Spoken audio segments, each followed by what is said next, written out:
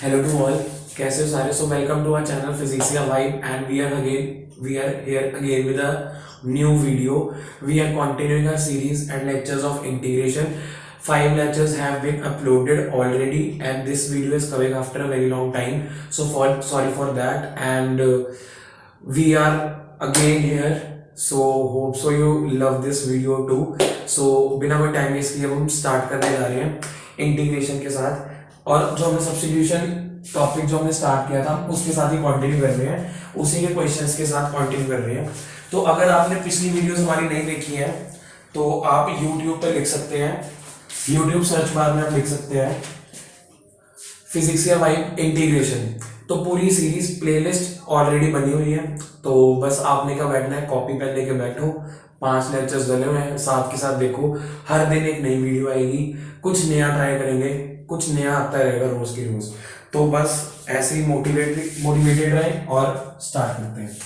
तो हमने सब्स्टिट्यूशन शुरू किया था। अगर आपने सब्स्टिट्यूशन का फर्स्ट पार्ट नहीं देखा है तो सेकंड पार्ट देखने का कोई मतलब नहीं है, टाइम वेस्ट करोगे। इससे अच्छा 15 मिनट लगाओ अपने सब्स्टिट्यूशन पार्ट 1 देख के आओ। मैं तो यही हूँ, आप भी आ जाना, सब्स्टिट्यूशन 1 पार्ट देख के आओ, अगला पार्ट आपका वेट कर रहा है। पहले फर्स्ट पार्ट देख के आओ ना, उसके बाद आना इस पे। तो चलो हम स्टार्ट कर रहे हैं क्वेश्चन के साथ ही। तो अब हमारा अगला क्वेश्चन क्या कहता है, अगर तो आप समझते हो आपको एक सब्स्टिट्यूशन आती है तो ये क्वेश्चन पॉज करके एक बार जरूर ट्राई करना। x tan inverse x square upon 1 plus x raise to power 4 dx। अगर आपको लगता है कि भाई सब्स्टिट्यूशन तो कुछ है ही नहीं, हमें आती है, we know substitution, then please pause video and try this question.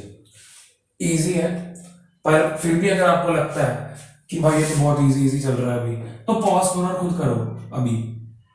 अब मैं स्टार्ट करने जा रहा हूँ, 3 2 1। अब सबसे पहले तो इस क्वेश्चन को ऑब्जर्व करो, हमने किस चीज को सब्स्टिट्यूट करना होता है, जिसकी डिफरेंशिएशन dx के साथ मल्टीप्लाई में पड़ी हो। अब अगर इस क्वेश्चन को मैं ध्यान से देखो, x रेज टू पावर 4 है, ऊपर x square tan inverse x square. अब मुझे हिंट कहां से मिला, भाई ऊपर x पड़ा हुआ है, x मतलब मल्टीप्लाई हो रहा है dx के साथ, तो x रेज टू पावर 4 को मैं ऐसे लिख सकता हूं। और फिर उसके बाद मैं क्या करूं, उसके बाद let x square is equal to t। हमने उस चीज की सब्स्टिट्यूशन करनी होती है जिसकी डिफरेंशिएशन dx के साथ मल्टीप्लाई में पड़ी हो। x स्क्वायर की डिफरेंशिएशन क्या होगी, यहां पे आप लिखेंगे differentiate with respect to x। तो क्या बना, 2x is equal to dt by dx। तो ये क्या बना, 2x dx is equal to dt, x dx is equal to dt by 2। Constant का कोई चक्कर नहीं है, कांस्टेंट तो कहीं पे भी घुस जाएगा, डिवाइड कर दो इधर, आपके पास x dx की वैल्यू आ गई dt बाय 2। अब बस आपने इंटीग्रल को रीअरेंज करके लिखना है। रीअरेंज करके कैसे लिखोगे, x dx की वैल्यू आ गई आपके पास dt, हाफ को मैं बाहर लिख दूं, dt बाय 2 था तो हाफ बाहर लिख दिया। अब x स्क्वायर को हमने क्या लिया था, t, तो इसको मैं ऐसे लिख सकता हूं, tan inverse t upon 1 plus x square को मैंने क्या लिया था t, तो इसका स्क्वायर। यहां तक कोई डाउट? अगर कोई डाउट है तो दोबारा देखो, if you have any doubt just reply, वरना मैं 2 मिनट में समझा ही देता हूं। ये हमारा इंटीग्रल था, हमने इसको सॉल्व, अच्छा पेपर में ये कभी नहीं लिख के आएगा कि यूजिंग सब्स्टिट्यूशन सॉल्व दिस। ये आपको खुद ही दिमाग में लाना है कि भाई कौन से क्वेश्चन में, कौन सी प्रॉब्लम में मुझे क्या सॉल्यूशन प्रेजेंट करना है। और ये आप में टेक्निक कब आएगी, जब आपके पास प्रैक्टिस करोगे तभी पता लगेगा। एक्स स्क्वायर को हमने टी लिया, हमने एक्स स्क्वायर को ये क्यों टी लिया, यहाँ पे एक्स रेज टू पावर 4 था, भाई मैंने एक्स रेज टू पावर 4 को ऐसे ही क्यों लिखा। कई बच्चे ये सोचते भाई टीचर अपनी मर्जी से कुछ भी लिख जा रहा है, नहीं। हमने सब्स्टिट्यूट किस चीज को करना होता है, जिसकी डिफरेंशिएशन, हमने दिमाग में सोचना है कि किस चीज की डिफरेंशिएशन भाई dx के साथ मल्टीप्लाई हो रही है। ऊपर था tan इनवर्स x स्क्वायर, नीचे था 1 plus X raise to power 4 और इधर पड़ा x। तो भाई मतलब अगर मैं x स्क्वायर को t मान लूं तो वो 2x dx मतलब हाँ कुछ कुछ बन रहा है। तो इसलिए हमारा दिमाग लगा कि x रेज टू पावर 4 को हम ऐसे करके लिख सकते हैं। यहां तक समझ आया। अब यहां पे क्या होगा, यहां पे दोबारा सब्स्टिट्यूशन होगी, इसलिए ये क्वेश्चन थोड़ा स्पेशल था, इसमें डबल सब्स्टिट्यूशन होनी थी। अब दोबारा क्या करोगे, अब ध्यान से देखो यहां पे, अब यहां पे किसकी डिफरेंशिएशन dt के साथ मल्टीप्लाई हो रही है। अगर मैं tan इनवर्स t को z पुट कर दूं, लेट सॉरी पुट नहीं लेट, अब यहां पे हम करते हैं differentiate with respect to t। tan inverse की क्या होती है, 1/1 plus T square is equal to D Z by D T. तो एक dt इधर चला गया, डी जेड इधर रह गया। तो अब आपके पास नहीं, मैंने उल्टा कर दिया। मेरे को किसकी चाहिए थी, हाँ ये देखो d T by 1 plus T square की वैल्यू आ गई मेरे पास, d T by 1 plus T square की वैल्यू आ गई। तो अब आपका फाइनल इंटीग्रल क्या बन गया, फाइनल इंटीग्रल क्या बना, D T by 1 plus T square की वैल्यू आ गई, tan इनवर्स टी को हमने लिया था z, इसकी value D T by 1 plus T square की मेरे पास है डी जेड, और यहाँ पे बाहर पड़ा था हाफ। अब तो ये बच्चा बच्चा बता देगा कि ये कौन सी इंटीग्रेशन है हमारी, हाफ एज इट इज। इसकी इंटीग्रेशन क्या होगी, x dx की क्या होती है, z dz की क्या होगी, z raise to power n plus 1 upon n plus 1 plus c. अब यहां पे क्या बचा, half z square by 2 plus c. अब आपने बोला कि पेपर में तो मैंने यहां तक छोड़ दिया, मैम ने मार्क्स क्यों काट लिए, क्यों भाई, जो हमारा इंटीग्रल था वो इन टर्म्स ऑफ x पड़ा हुआ है और हमने हमारा answer in terms of z निकालना है। इंटीग्रल हमारा x की टर्म्स में था, हमने अपना आंसर z की टर्म्स में निकाला। तो भाई हमारा ये फर्ज नहीं बनता कि हम इसको वापस x की टर्म्स में आंसर निकालें। तो हमने z किसको लिया था, tan इनवर्स t को, तो पहले हम z की जगह t डालेंगे, फिर t की जगह हमें x डालना पड़ेगा। तो बस यही है फाइनल आंसर, मैं यहां लिख रहा हूं ऐसे, मतलब तो हाफ z की जगह tan इनवर्स t का स्क्वायर, तो इसको 1/4 ही कर दूं मैं, ये half into half plus c. अब दोबारा t की जगह आपको डालना पड़ेगा एक्स स्क्वायर, इसका कंबाइंड का square plus C.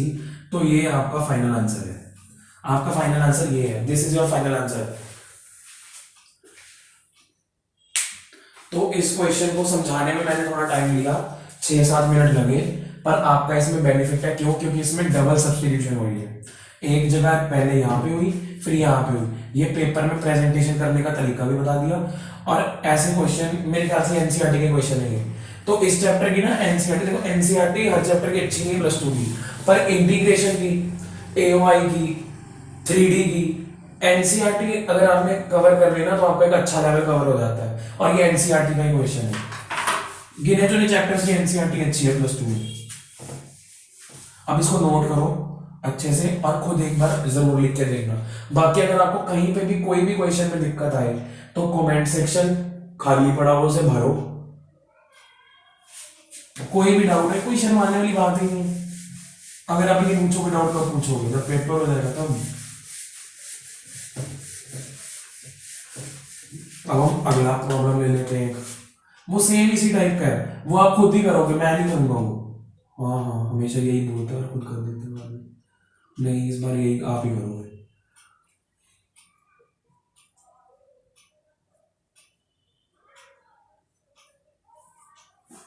Upon 1 plus X raise to power 8। अरे देखो, अगर तो आपने भाई दिल पे हाथ रख के बोलो, अगर आपने ये पिछला क्वेश्चन ईमानदारी से किया होगा ना, तो भाई ये क्वेश्चन मेरे को आपको हिंट देने की भी जरूरत नहीं पड़ेगी। अगर आपने पिछला क्वेश्चन ईमानदारी से किया होगा तो इस क्वेश्चन में मेरे को आपको हिंट देने की भी जरूरत नहीं पड़ेगी, थोड़ा सा तेज चलूंगा मैं। सबसे पहले तो क्वेश्चन को देखो, ओहो कितना भयंकर क्वेश्चन। अब ध्यान से देखो, हो नहीं सब्स्टिट्यूशन है इसमें, कोई और तरीका अभी तक तो है नहीं ना, मैंने यहाँ पे लिमिट्स लगाई है। अगर लिमिट्स लगाई होती फिर बात कुछ और होती, उसमें हमारे पास प्रॉपर्टीज है साथ, पर वो भी हमने स्टार्ट ही नहीं किया टॉपिक।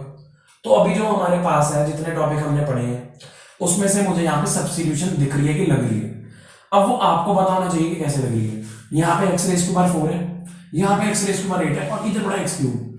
किसकी डिफरेंशिएशन dx के साथ मल्टीप्लाई हो रही है। अच्छा, अब एक और चीज मैं बोल रहा हूँ ना, किसकी डिफरेंशिएशन, मैंने बोला किसकी, तो वो जो किसकी है ना वो भी प्रेजेंट होना चाहिए यहाँ पे। अब जैसे मान लो अगर मेरे को दिख रहा है यहाँ पे एक्स क्यूब है, अगर मैं एक्स रेज टू पावर 4 को टी लूं, मैं एक्स रेज टू पावर 4 को टी ले रहा हूं क्योंकि वो यहाँ पे है, क्योंकि वो यहाँ पे है। अब अच्छा, कई क्वेश्चन में ना मैं एक क्वेश्चन कराऊंगा जिसमें हमें खुद से इमेजिन करना पड़ेगा कि हमने वो चीज नेट की। वो एनसीईआरटी की क्वेश्चन है, प्रॉपर्टीज का क्वेश्चन है, पर अभी हमने उसी चीज को नेट करना है जो यहाँ पे प्रेजेंट है। अच्छा, अब हम स्टार्ट करें। अब x रेज टू पावर 8 है, अब इसको क्या मैं ऐसे लिख सकता हूं, x रेज टू पावर 4 का स्क्वायर, कोई प्रॉब्लम। अब तो कुछ रह ही नहीं गया। Let x raise to power 4 is equal to t, differentiate with respect to x। वैसे मैं सारा भी कर रहा हूं, ऐसे कैसे, x रेज टू पावर 4 को t लो, x रेज टू पावर 4 को t लिया, differentiate with respect to x, differentiate with, चलो कर दो, कर तो दिया ये, 4x cube dx is equal to dt, x cube dx is equal to dt by 4। अब आपका यहाँ पे इंटीग्रल क्या बन गया, ध्यान से देखो, यहाँ पे इंटीग्रल क्या बना, x क्यूब dx तो गया, ये तो कंबाइन हो गया, ये क्या बना dt बाय 4, तो dt बाय 4 1/4 को मैं बाहर लिख सकता हूँ, कोई प्रॉब्लम। अब आपके अंदर क्या बचा यहाँ पे, साइन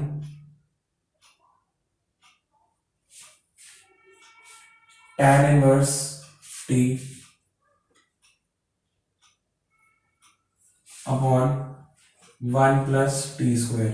अब बता दो, सेम बन गया। अब इसमें दोबारा सब्स्टिट्यूशन होगी, डबल सब्स्टिट्यूशन वाला क्वेश्चन हो गया।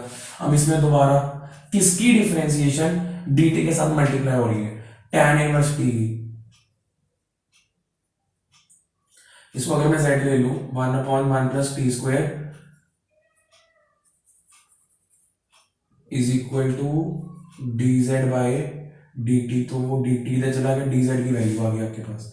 अब आपका इंटीग्रल क्या बन जाएगा, dt by 1 plus T square की वैल्यू आ गया आपके पास dz, और अंदर क्या बना, sine z, tan inverse t की जगह z रख दो, sine, sorry dz, sine x की integration with respect to x क्या होती है, minus cos z plus c।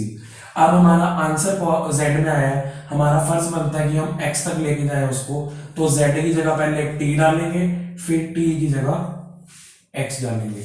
अब ये पार्ट आप खुद करो, बस यहां तक निकाल दिया था, बस अब तो बच्चों वाला रह गया, वो तो आप कर ही लोगे। अब एक टाइप के 2 क्वेश्चन करा दिए, अब इनको रिवाइज करो अच्छे से, क्वेश्चन के फॉर्मेट बदलते रहते हैं। अब यहाँ पे मान लो आपको दे देगा, हमने पहले एक्स स्क्वायर एक्स वाला किया था, एक्स क्यूब आगे मान लो यहाँ पे आ गया एक्स रेज टू पावर 99 पड़ा होगा, यहाँ पे होगा एक्स रेज टू पावर 100, यहाँ पे होगा एक्स रेज टू पावर 200, जो मर्जी करिए, बस आपको एक कंसेप्ट पता लग गया ना। Now you can solve any problem on these type of questions. Now let's move forward, आगे बढ़ो।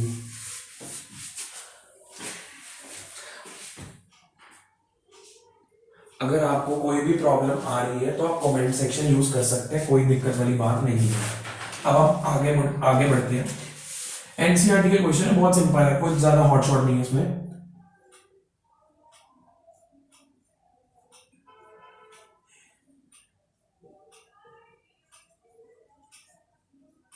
अगर जिस बच्चे की सब्स्टिट्यूशन है उसने तो ये ओरली कर लिया होगा, ओरली हो जाएगा ये क्वेश्चन। मतलब अगर जिसको सब्स्टिट्यूशन आती है ना, वो ये देख के बता देगा सब्स्टिट्यूशन हो रही है। तो अब इस क्वेश्चन को सॉल्व करने से पहले देखो भाई, किसकी डिफरेंशिएशन dx के साथ मल्टीप्लाई हो रही है। ध्यान से देखो, इसकी डिफरेंशिएशन करके देखना जरा, x प्लस लॉग एक्स की, सिर्फ अंदर वाले की, x की होगी 1 प्लस लॉग एक्स की होती है 1/x, ये तो सीधा ही पड़ा हुआ है। लेट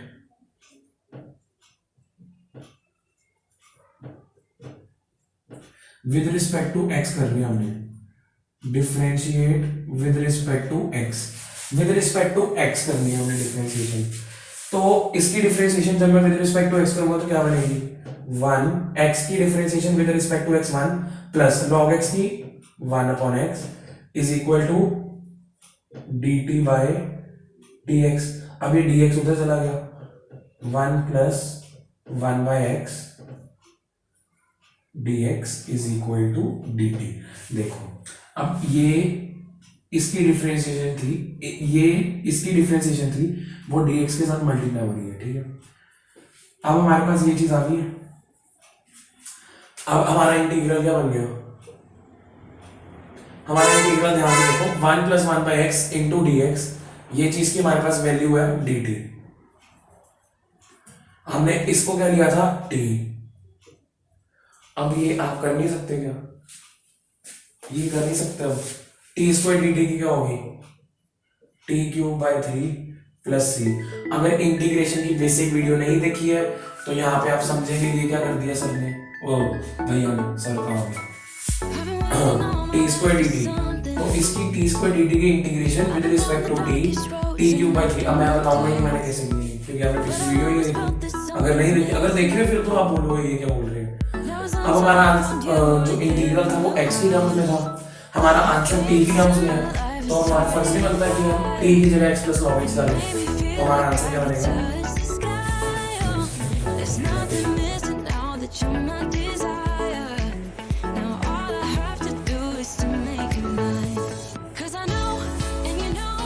खत्म।